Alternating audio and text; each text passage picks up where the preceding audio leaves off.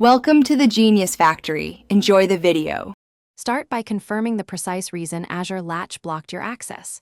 Check your email and the Azure portal for the notification and timestamp.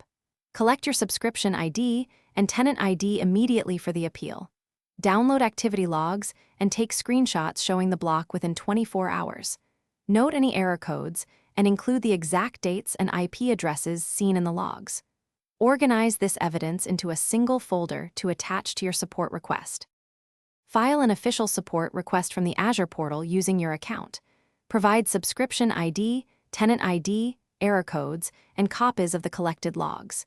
Describe the exact steps you took before the ban and include a remediation plan.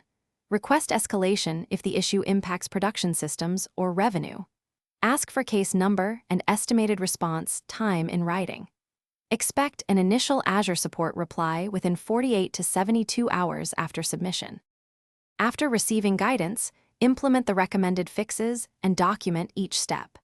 Enable multi-factor authentication and set conditional access policies immediately.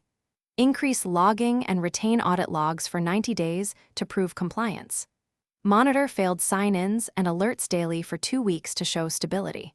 Provide the support engineer with a remediation report and screenshots. Ask Azure to lift the ban once you submit the documented.